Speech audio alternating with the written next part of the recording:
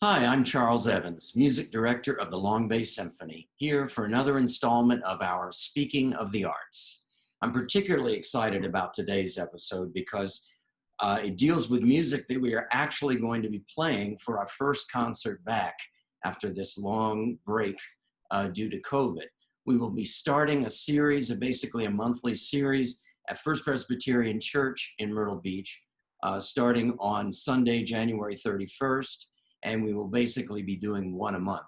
Unfortunately, because of the conditions, we will be live streaming this first concert coming up on the 31st. But we hope as conditions change to open that up and be able to have an audience. But this first concert in the series is appropriately and most safely dealing with string orchestra. And it's got a nice variety, as the title implies, strings, romantic and modern. A wonderful variety of pieces, from a well-known piece by Grieg, which I will talk about first, to two perspectives on the American composer Aaron Copland. I think most folks know Aaron Copland in his very populist sort of mindset with his famous ballets, but there are other sides to Copland. We also have a beautiful and rarely heard, rarely known, or little known, I should say, gem by the great operatic composer Giacomo Puccini, a piece that he wrote in memoriam to a friend of his who died. And then we have a fascinating little assembly, I guess, if you will, of klezmer and Yiddish folk tunes put together by contemporary composer Meira Washauser, who will be joining me on this episode today in an interview. But first of all, talking about, as I mentioned, the first piece, the Edvard Grieg Holberg Suite. Most people know Grieg by probably the piano concerto, which is so famous. Also, his incidental music to Peer Gynt is right up there. Of course, the Hall of the Mountain King and Morning Mood have both been used a lot in commercials and all sorts of different formats. But he, of course, has a lot of other works. He was the primary proponent of Norwegian nationalism. He grew up in an environment where he actually wasn't even speaking Norwegian in the home. And it was a gradual awakening after he went to school in Leipzig and got standard conservatory training that he came back and met up with some other people who were big proponents of Norwegian nationalism, which was, of course, the kind of thing that was going strong at the time. So he represents kind of the same thing to Norway that Sibelius does, for example, in Finland. But this piece, we call it the Holberg Suite, but it's actually known as in olden style in the time of Holberg. And so this was written really as part of a commemoration of the 200th anniversary in 1884 of Ludwig Holberg, who was sort of the father of Danish and Norwegian literature. So as a part of this celebration of that anniversary, Grieg first wrote this as a piano piece, this Holberg Suite, but then within a year orchestrated it for strings. And really what it is a romantic composer looking back to Holberg's time, basically giving us a perspective on really a Bach orchestral suite. It's that same kind of thing. So it's a neo-Baroque presentation by this nationalist romantic composer. But it's a wonderful suite of 5 movements, all in the same key, in the typical style of a Baroque suite. And it starts off with a very energetic, and give me a second while I don't have my other glasses, so I'll have to suffice here. So we open up with this wonderful, energetic allegro. It goes something like this.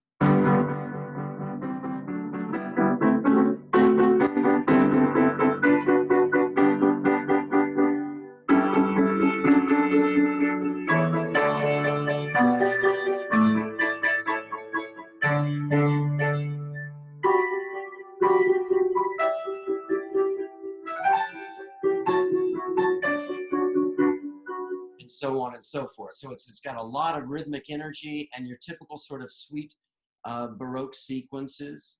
with suspensions and so on, very much in that Baroque style. But we move on from there to that allegro, from that allegro introduction to a series of basically French-inspired dances, which was very typical of this period, of the Baroque period. But we have next a sarabande, which basically is somewhat along these lines.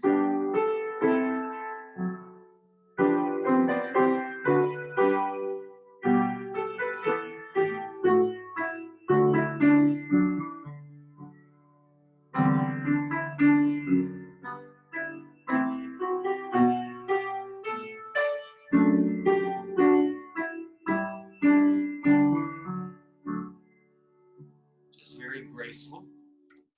That's followed by a little more animated movement, a gavotte. So it's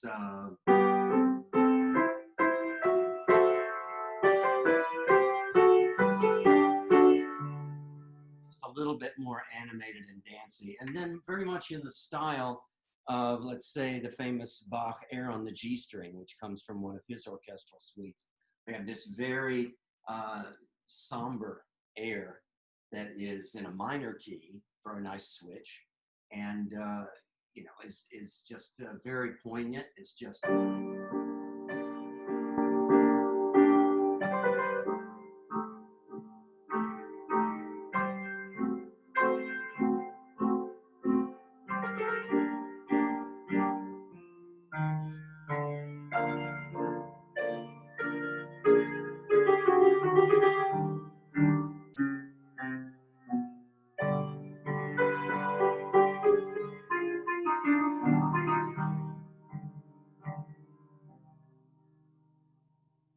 it's really an effective contrast to the other very bright movements within this neo-Baroque suite.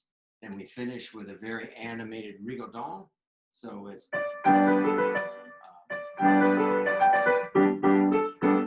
sorry, once again. And so on and so forth. So it's just a wonderful looking back to Holberg's time. This great father of Norwegian or Danish literature, stylistically, from the through the lens of this great Norwegian composer, Edvard Grieg. Well, the next piece on the program is a rare instrumental gem, sort of obscure, by a composer who's almost exclusively known for opera.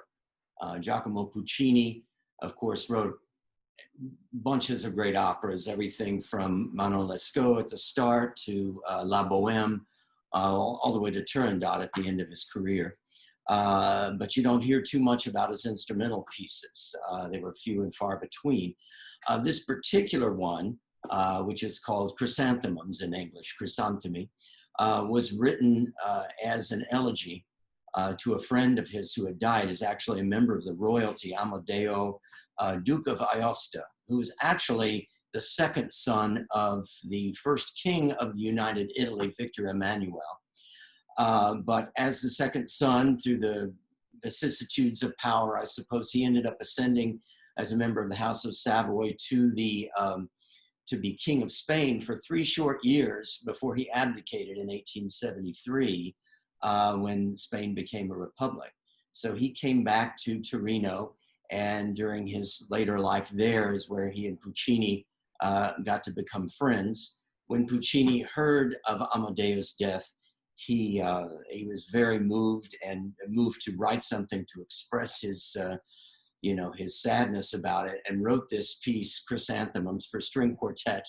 Rumor has it that he wrote it overnight, wrote it in one night sitting. And it is just a perfect gem of this sort of Puccini-esque romanticism. In fact, the opening has a series of chords, a chord progression, I think, that rivals the chromaticism that I've talked about before in this series, and everyone has discussed with regard to Wagner and the Tristan chord. It's just a highly chromatic display. Here's how it opens.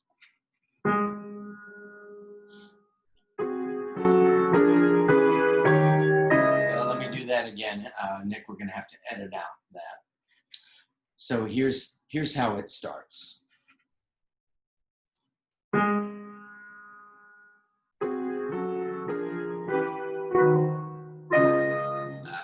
to do this again. I'm sorry, I'm going to have to just cut this whole thing out. So this is how the piece begins.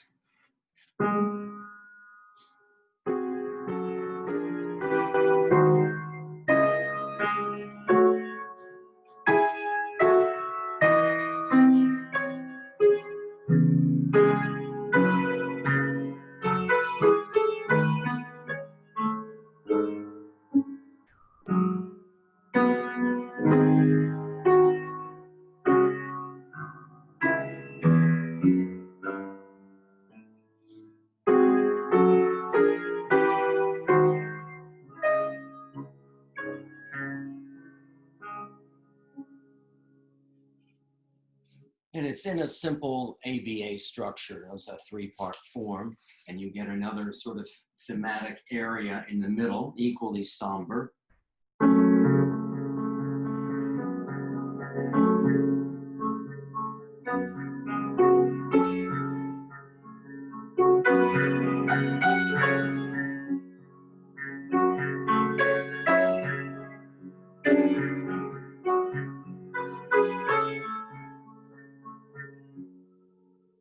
And then after that, it returns back to the opening theme, and it ends in that same dark vein with a really low minor key.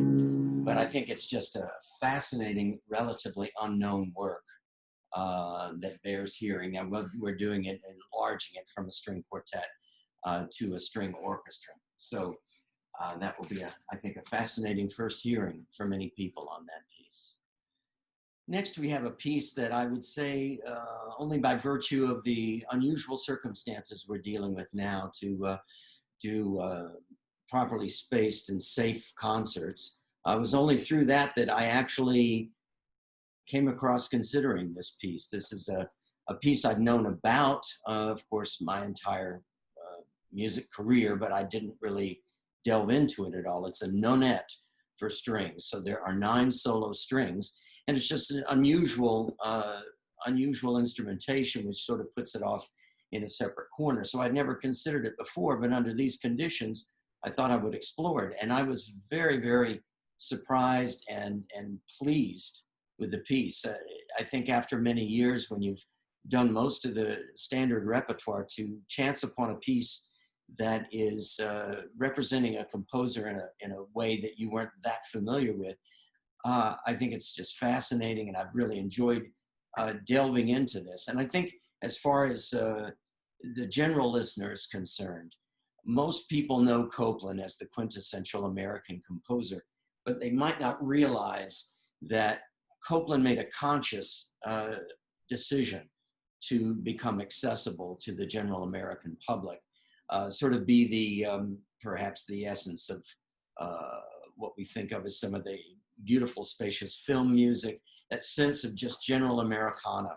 But he didn't start out that way. He was a young kid from a Russian Jewish immigrant family in Brooklyn. His father had a very successful dry goods store in Brooklyn, was the head of the oldest synagogue there in Brooklyn.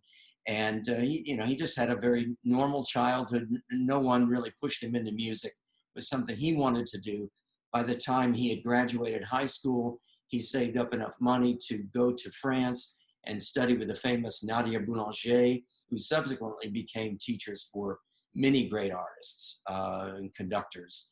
And this, of course, Paris, and in that period in the 20s, was a very experimental place. So the compositions that Copland was putting out were relatively avant-garde.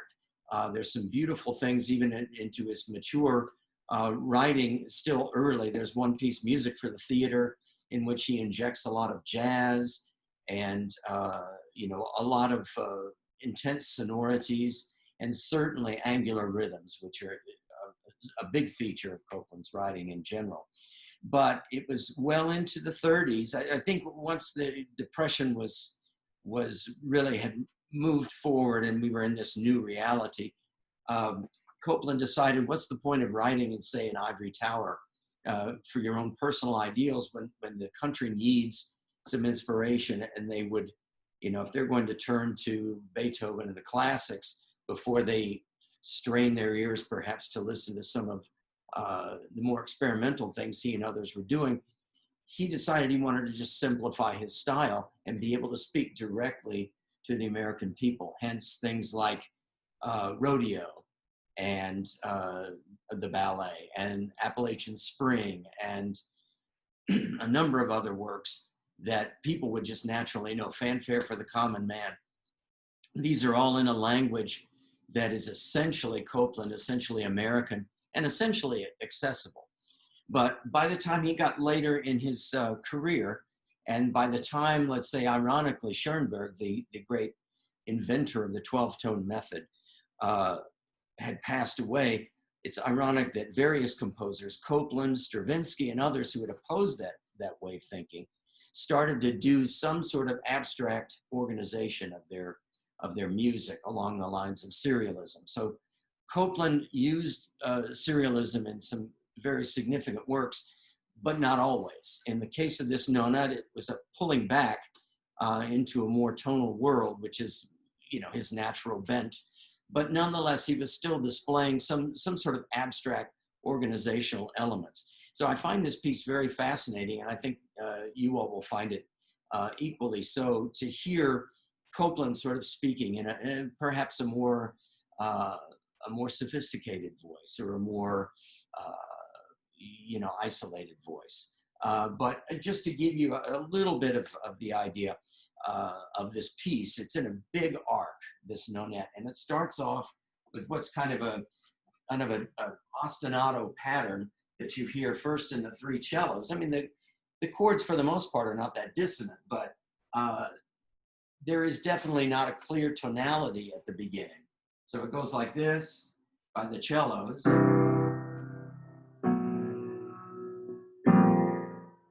And then those three chords are repeated.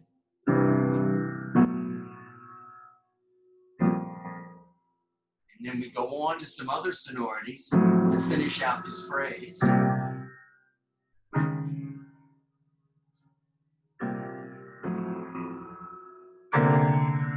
And then the violas enter and layer their own stuff.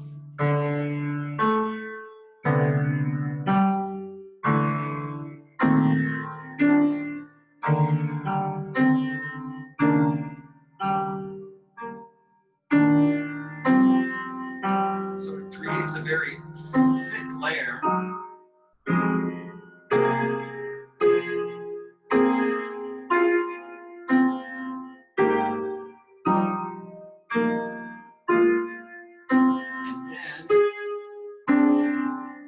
Violins come in, we get kind of reaffirmation of tonality, or the C tonality, but then it quickly fades.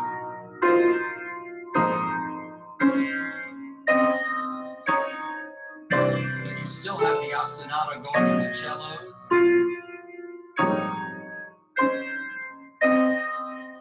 And on and on. So it's kind of like what I would call searching chords. You're trying to figure out where the whole thing is going. After a lot of those and kind of a fading down of the texture, very soft, we end up on this very questioning chord, which is sort of like that typical major-minor clash. And in the suspension of that, we get the first sort of real tonal sense.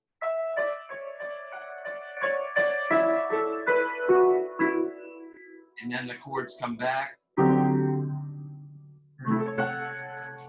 And more of this. And so on and so forth. And in a minute, I'll show you where that comes back in, this first little hope. But of course, after a very short while, it doesn't take long for Copland to get into that sort of danciness. So the one dancey motive that is repeated and played on top of itself in a myriad of ways is this little dancey thing, this... And then right off the bat, you get it answered throughout the strings.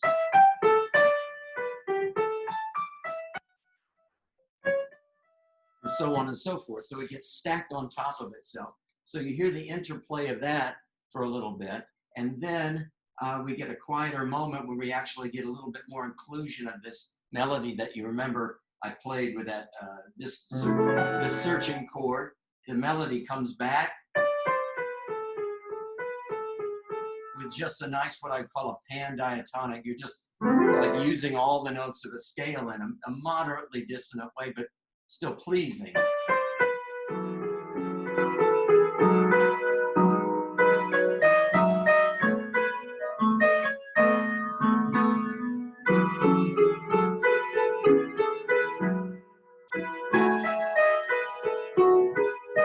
So we get really much more into that quintessential Copland sound that people are familiar with. But it doesn't take long for that to subside and get back into the this little odd rhythmic pattern. It jumps around from part to part, again stacked on top of itself. Then one other element is brought in. It's this little scale pattern.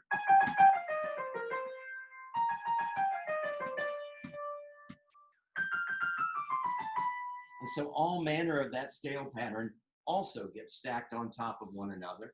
And so you have these two things working together to create this very dense fabric. And then the scales themselves just take over. There's a tremendous amount of energy, a tremendous amount of intensity and volume until finally it just gives way, it gradually slows down, and you'll hear fragmentation of those scalar ideas and other things that have been used before. It slows down and almost goes in reverse, and you end up with that same progression that you heard at the beginning in the cellos, but then embellished with other harmonics and various things at the end. So I hope you find that an equally fascinating work to my feeling about it. It was totally fresh and not that usual Copland. It takes a little bit of concentration to get into it. It's not as effervescent, shall we say, as Appalachian Spring. But here's a composer in 1960, and incidentally, he wrote this dedicated it to Nadia Boulanger, his teacher. And anyway, it's just a wonderful work that you probably would never get a chance to hear except for under unusual circumstances these days. So I hope you enjoy that.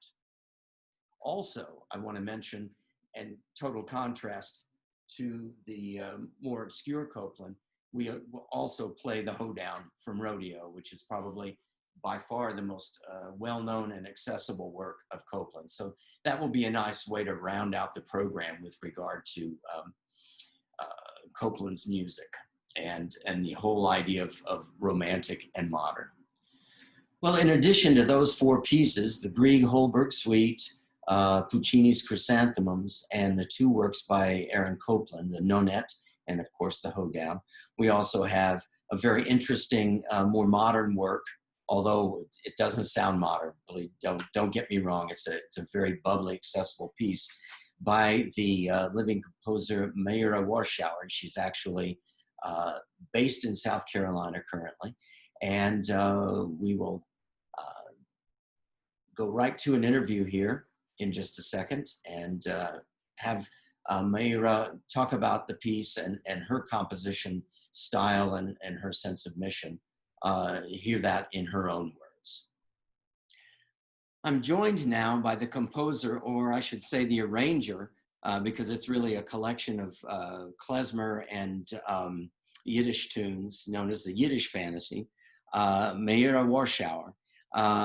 She has very distinguished degrees from Harvard, the New England Conservatory, and the University of South Carolina. Has had several works commissioned by orchestras like the Dayton Philharmonic, South Carolina Philharmonic, and her music played all over the world. We had an opportunity last spring, which of course we were not able to act upon because of COVID, and do a very popular work of hers like Streams in the Desert.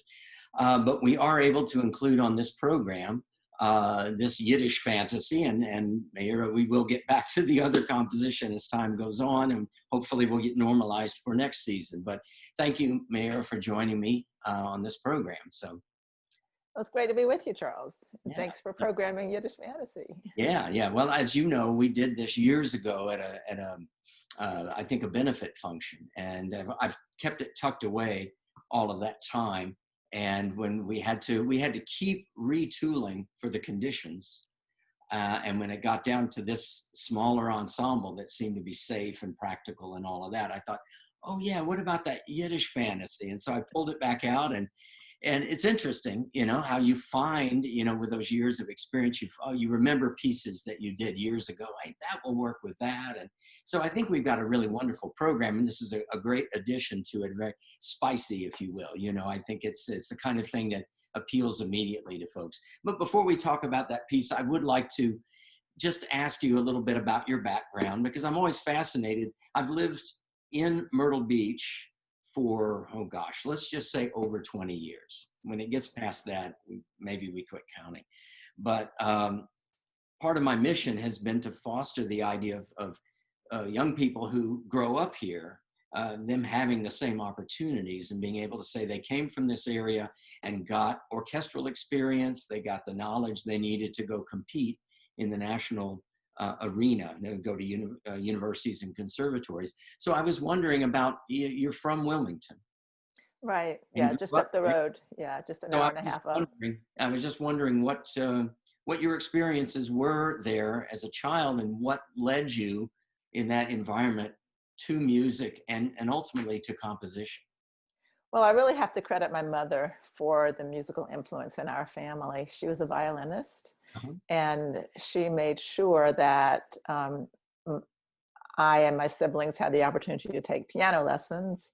And I even took a year of violin to please her, which I'm so grateful to have done, having become an orchestra composer. Um, so I took piano lessons, and, you know, I was pretty good, but I was also good in school, and I didn't really know that that would be my calling. I thought there were so many people that were so much more talented than I was.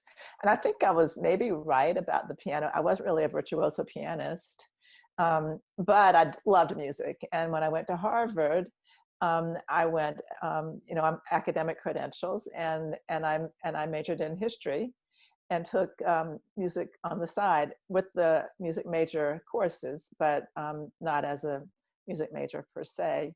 And I just wanted to perform. So I did piano lessons at Launchie School of Music, and did recitals at Harvard and Radcliffe. And then when it came time to graduate, my piano teacher at Launchie said, well, please, before you set your career, which is going to go in a totally different direction from music, please try music, just a semester, a year at a conservatory, or even a summer at a music camp. So after working for a year at a children's medical center in Boston as a Spanish-speaking social worker and translator, I realized I didn't have time to practice. And if I was ever going to do music, I better do it right away so I could still play.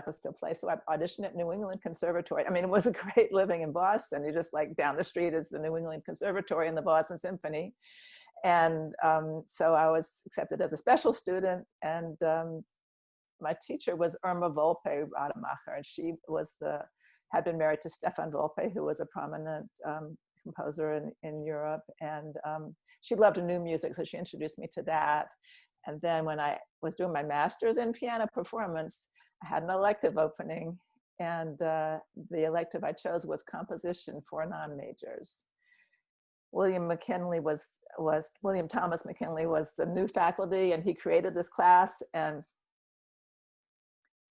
it just was totally what my heart needed. I just loved the creative flow that I was able to get into. And and while I was at New England Conservatory, though, I was in the chorus because pianists had to be in something, and so we couldn't be in the orchestra. We had to be in an ensemble, so we were all in the chorus. Yeah. And we got to sing. We were the chorus for the Boston Symphony. Yeah. And we sang the Symphony of Psalms by Stravinsky with Michael Tilson Thomas. Wow.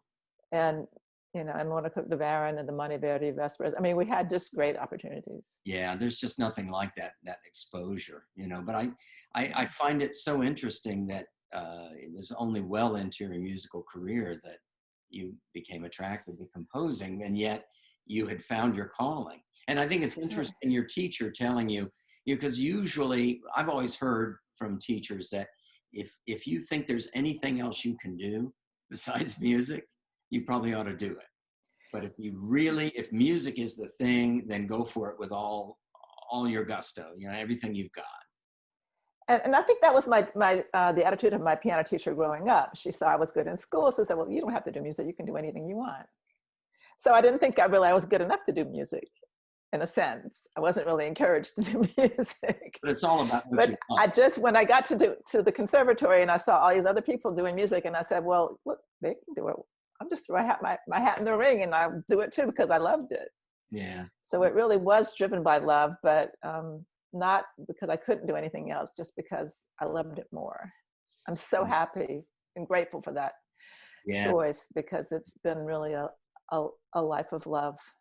Well, given that life of love, obviously it's something you love to do, but what do you feel your mission is? Like people ask you what you do, and probably in various social situations, they might not know you at all.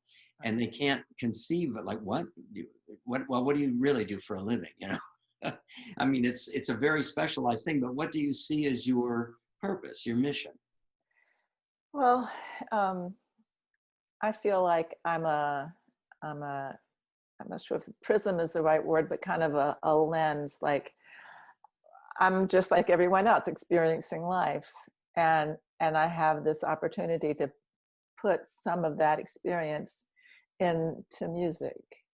And so I try to reach deep inside, like what's affecting me the most, and draw from that place in me, and then find a way to create music that expresses that from me. And then if it's honest inside of me and nothing gets in the way of the translating that into music, then it seems like it reaches people.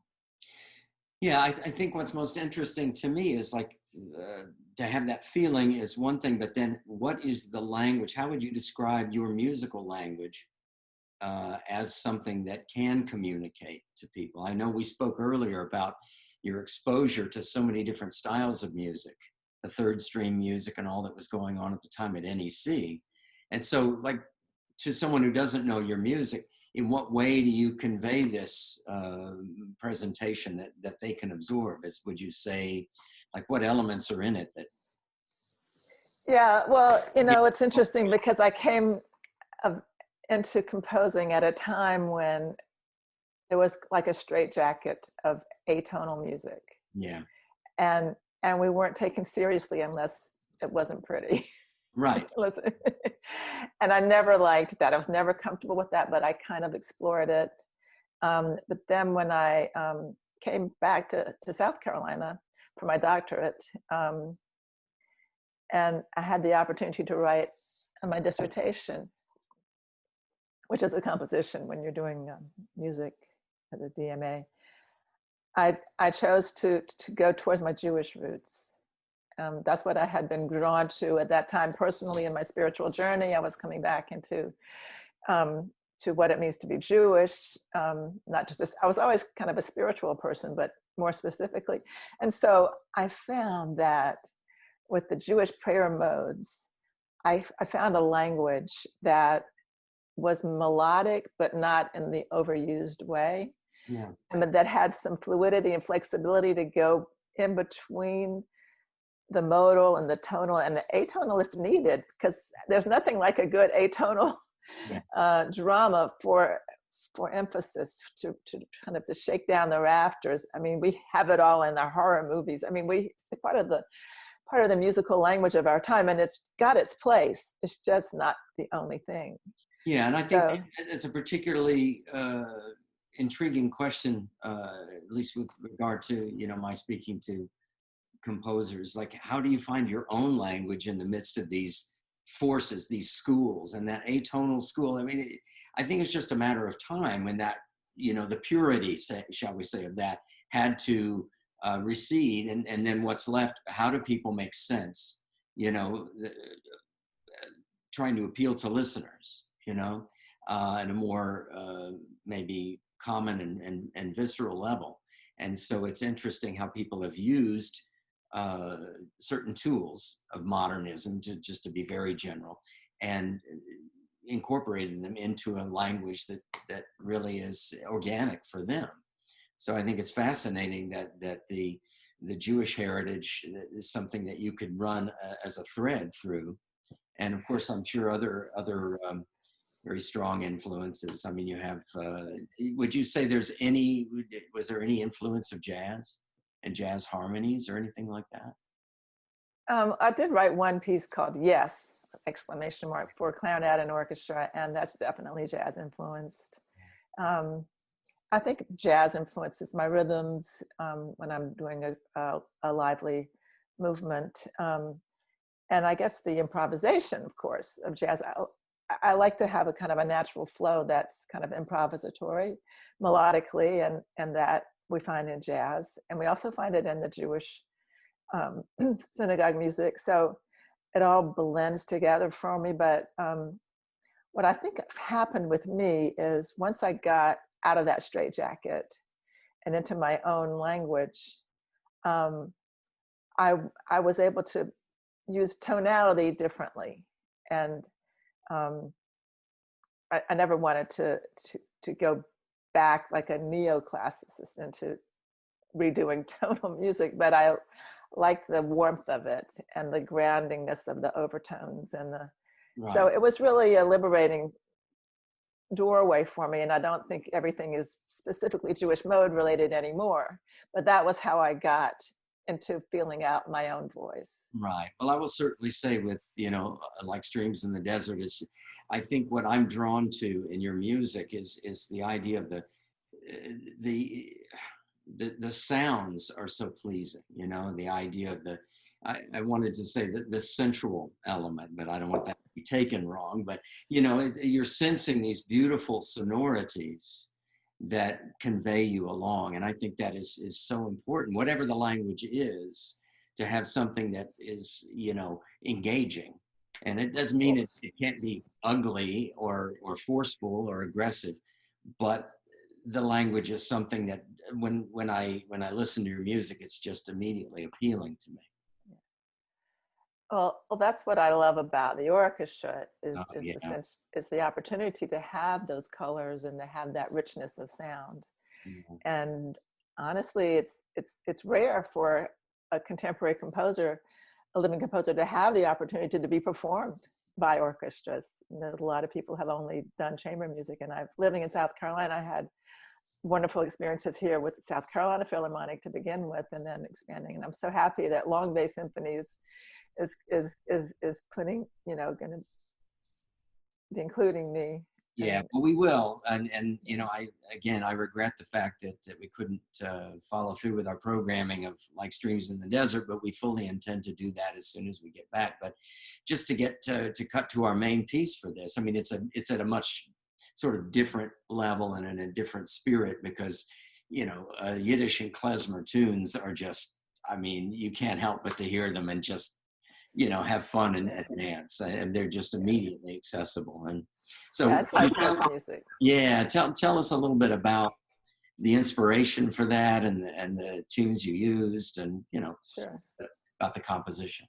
Yeah. So actually, the request came from Daniel Heifetz, who's a wonderful violinist, and he was doing a tour, something that calling it the Jewish Soul, I think, as concerts.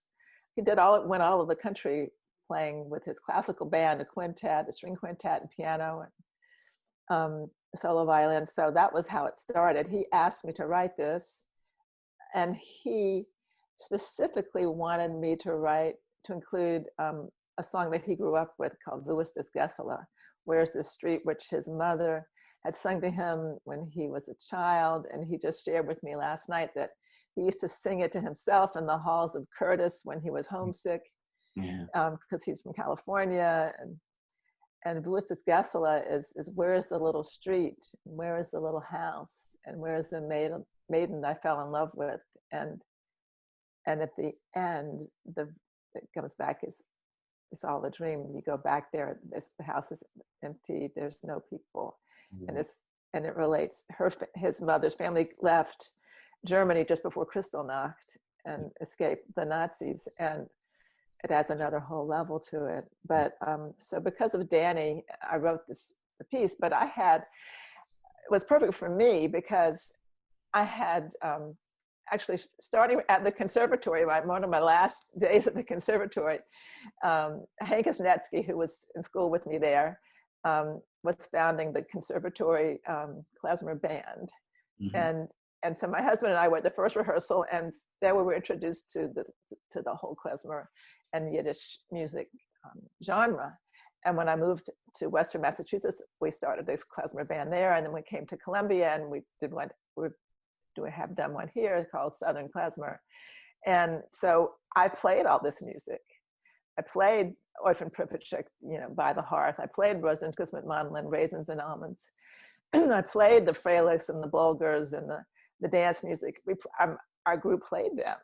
So I knew right away which ones I liked, which ones would go together, and how to make it build into something that would hold together as a suite.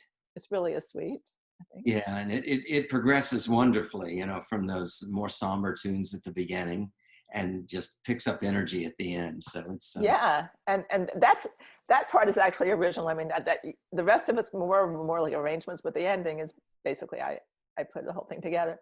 But it's really fun music. It just goes. It is, and I wouldn't have been able to write it as authentically if I hadn't been a klezmer musician myself. Right. And I think that it really speaks to that. I think it's a wonderful piece, immediately accessible and energetic piece that contrasts with, the Copland Nonette is a beautiful piece of Copland, but it's kind of cerebral. And I like the idea of having some pieces on the program where people have to stop and think a little bit and experience different sonorities and concepts, and then something really fresh that is just, almost like a palate cleanser. So, I mean, I love it, but I do look forward to the opportunity to play some of your other works in future seasons when, fingers crossed, we will be back to a somewhat normal situation. But right now, like all musicians and performers, we're making the best of what we can do. And it's wonderful to include the Yiddish Fantasy on the program. So, Meira, thank you so much for joining us on this. And we look forward to the performance on the 31st. Thanks, Charles. Great to talk to you. All right. Well, it was great to have Meira join us and to give us her perspective on her music, and also to get a chance to talk to you all about our first concert back after such a long wait. I think it's one that's got a lot of variety and will be very enjoyable. And as I mentioned, it's only live streamed. So if you get on our website or call our office at 843-448-8379, doesn't matter where you are, you can get the code and tune in and watch it on Sunday, January 31st at 4 o'clock. Hope to have you watching then. Thanks so much for joining me today. Bye-bye.